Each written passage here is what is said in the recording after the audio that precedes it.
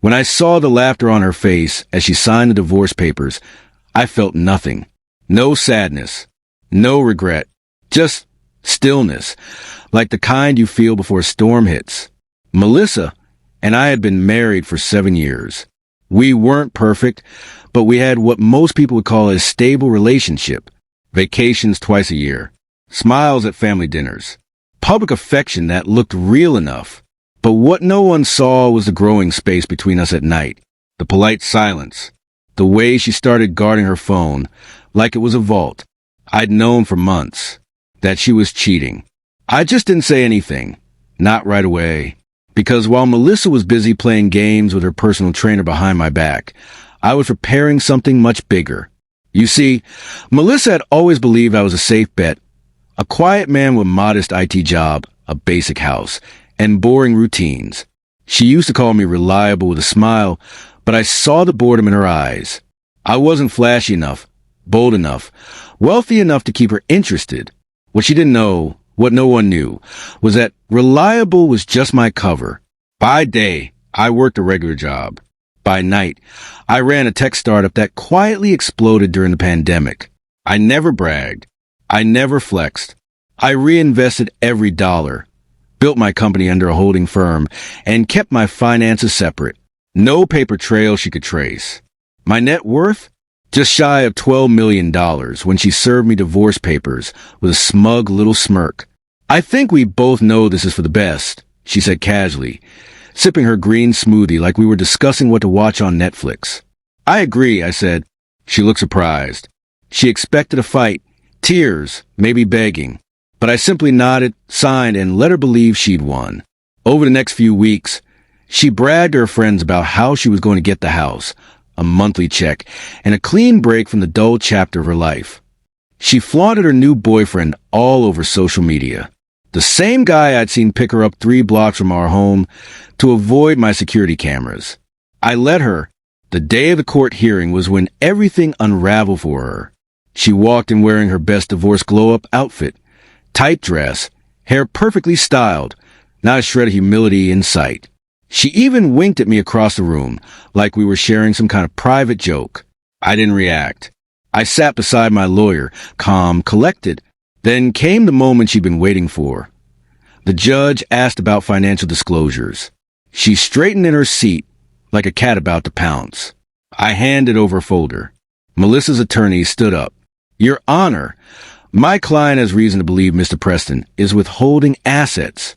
He reports a modest salary, yet maintains high-end investments and travel expenses. The judge adjusted his glasses. Actually, based on the documentation submitted today, Mr. Preston has been operating a tech business registered under Preston Innovations, LLC, which holds various intellectual properties, licensing agreements, and equity portfolios. Melissa tilted her head. The judge continued. As of this month, Mr. Preston's net worth is approximately $11.8 million. The room went silent. I looked at Melissa. Gone was a smug grin. Her eyes widened. Her jaw opened slightly, but no words came out. It was like watching her soul leave her body in slow motion. The same woman who mocked my boring job was suddenly seeing the man she threw away through an entirely new lens, one shaped by money, success, and lost opportunity. She tried to recover. I didn't know any of this, she stammered. We were married. Shouldn't I be entitled to... My lawyer cleared his throat. Your Honor, the assets were acquired through Mr. Preston's business, which he legally registered prior to the marriage. He kept all accounts separate, and there is no documentation showing joint contribution or claim by Mrs. Preston. Per the prenuptial agreement signed in 2016, which is valid and enforceable, the business and its earnings remain Mr. Preston's separate property. Boom. She had forgotten the prenup. Or maybe she assumed it didn't matter anymore. The judge nodded, closing the folder. There's no legal basis to award Mrs. Preston any share of the business assets. Standard division of jointly acquired marital property will proceed. That includes the house, which Mr. Preston purchased before the marriage and maintained solely.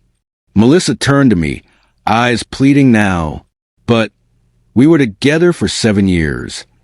I looked at her, still calm. Yes, I said, And for most of them, I was faithful, patient, and quietly building the life you didn't care to notice. She tried to say something else, but the judge moved on. 10 minutes later, it was over. She got nothing. No house. No spousal support.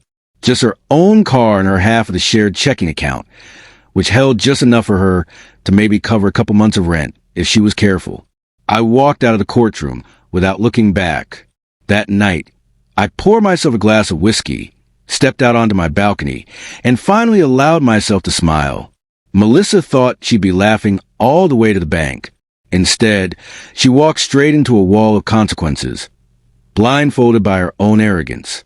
Now she watches my company on the news, sees me on podcasts, hears about the new woman in my life, one who doesn't just see me as reliable, but as a man who's steady, sharp, and worth building with. Sometimes, the sweetest revenge isn't rage or destruction. It's silence. It's success. And it's watching the person who underestimated you realize, far too late, what they really lost.